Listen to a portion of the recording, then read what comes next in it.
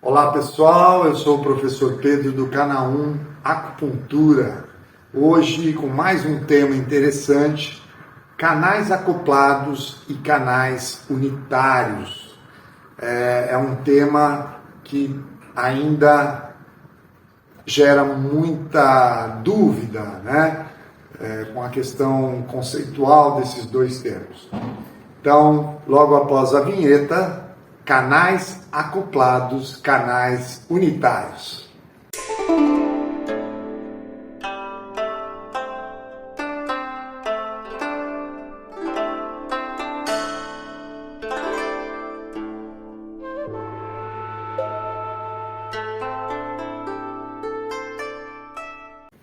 Pois bem, o que são esses canais unitários e canais acoplados?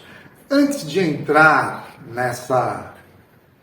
mais especificamente, em canais acoplados, canais unitários, é importante a gente esclarecer aqui onde é que estão situados esses dois canais, né? Dentro desse universo, como estão organizados os canais, como que é esse sistema de canais, e onde aparecem então os canais acoplados, os canais unitários. Então nós temos nosso sistema de canais e colaterais, sempre à luz da medicina tradicional chinesa, é composto de 6 grupos, grandes grupos. Pensando do mais superficial para o mais profundo, nós temos as zonas cutâneas, tá? Que são bem superficiais. Logo abaixo nós temos os canais de conexão, superficiais, mas eles aparecem nos vários níveis, né? Então, zonas cutâneas, canais de conexão, canais tendinomusculares ou canais musculares, depois os canais principais, canais extraordinários e canais divergentes numa ordem de profundidade. Então, o mais superficial, zonas cutâneas, o mais profundo nós podemos considerar aí tanto os canais extraordinários como os divergentes. Dito isso, onde é que estão os canais acoplados e os canais unitários? Os canais acoplados e os canais unitários estão dentro desse grupo que nós chamamos de canais principais, que recebem nomes de órgãos e vísceras. Nós sabemos que temos um canal chamado pericárdio, canal do pericárdio.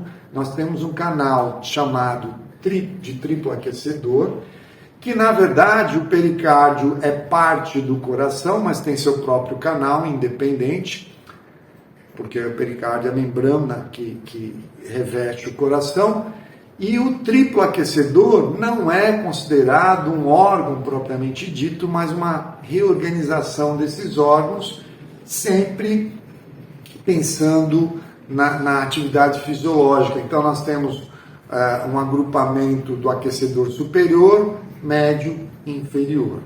Mas ele também tem o seu trajeto, né? Esse canal do triplo aquecedor tem seu próprio trajeto. Bom, então os canais acoplados e os canais unitários estão dentro desse grupo chamado de canais principais.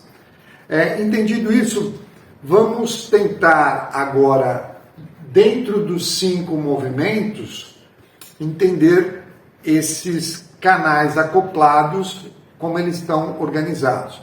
No movimento fogo, nós temos o pericárdio triplo aquecedor, que são canais acoplados.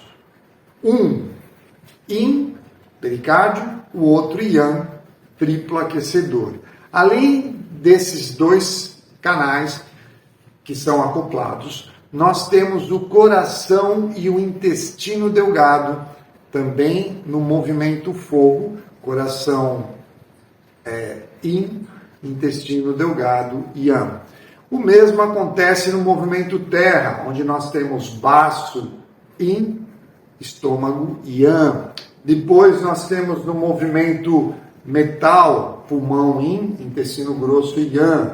Depois no movimento água, rim, yin, bexiga, yang, movimento madeira, fígado, yin, vesícula biliar, yang. Então veja que uma das características dos canais acoplados está exatamente na polaridade oposta. Fazem parte do mesmo movimento, mas têm polaridades opostas. Essa é uma característica dos canais acoplados.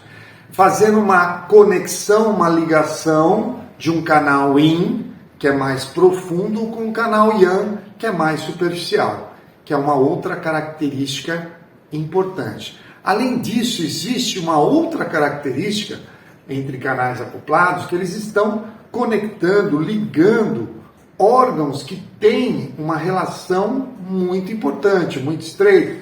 Vamos começar pensando ali no baço e estômago. A gente sabe que os órgãos yin armazenam essência e são os principais responsáveis pela parte fisiológica, né? pela função. Quem comanda é o órgão yin, e o órgão yang acaba sendo um órgão que auxilia, né? Então, o baço exerce uma influência importante enquanto acoplado do estômago. Assim acontece com os outros órgãos também, pulmão, intestino grosso, rim, bexiga, fígado, vesícula biliar, coração, intestino delgado, pericárdio, triplo aquecedor, não necessariamente enquanto órgãos, que nós já falamos disso, mas também. Então, essas são as características dos canais acoplados. Então, só para fechar, canais acoplados, polaridades opostas, um é yin, o outro é yang, porém fazem parte do mesmo movimento. E o que são canais unitários? Os canais unitários, na verdade, se vocês buscarem uma literatura mais antiga, vamos pegar lá o Imperador Amarelo, que é um grande clássico da medicina chinesa, não tinha nessa época essa subdivisão em 12 canais, considerando que nós temos aí nesses 12 canais nomes de órgãos e vísceras, como representando esses canais, como denominando esses canais. Naquela época, o que existia eram os nomes em chinês, que eram, começando do mais superficial para o mais profundo, o Taiyan, intestino delgado, bexiga. Depois nós tínhamos o Yangmin, intestino grosso e estômago. Shaoyan, aí no Shaoyan nós tínhamos o triplo aquecedor e vesícula biliar, certo? Como sendo o Shaoyan. Depois a gente tem o Taiyin, o grande Yin, pulmão e baço. Depois nós temos o coração e rim, que é o Shaoyin. E no final nós temos o Jueyin, que era o pericárdio e o fígado. Então veja que os canais, eles recebiam, na verdade, 6 nomes, que correspondiam a 2 dos canais que nós conhecemos hoje, que na verdade sempre foram o mesmo canal, que ganhou um nome diferente. Uma particularidade, todos eles têm um trajeto na parte superior do corpo e um trajeto na parte inferior do corpo. Vamos pensar em intestino, como exemplo, intestino delgado e bexiga. O intestino delgado, o trajeto dele, ele é todo na parte superior do corpo, certo? Na parte superior. Depois tem um trajeto da bexiga que está conectado com o intestino delgado, porque é um canal só, que vai lá para o membro inferior. Então nós consideramos intestino delgado o Taiyan das mãos, porque está na parte superior. E o canal da bexiga, que é o mesmo canal, como o Taiyan dos pés. Assim, nós denominávamos antigamente na literatura clássica, tá? Não existia essa divisão de canais com nomes de órgãos e vísceras. Por isso eles são chamados de unitários, porque na verdade eles são o mesmo canal. canais unitários eles são os mesmos canais, tendo todos eles um trajeto na parte superior do corpo e outro na parte inferior do corpo, certo? Eles são canais de mesma polaridade. Vamos pegar agora um canal yin para exemplificar.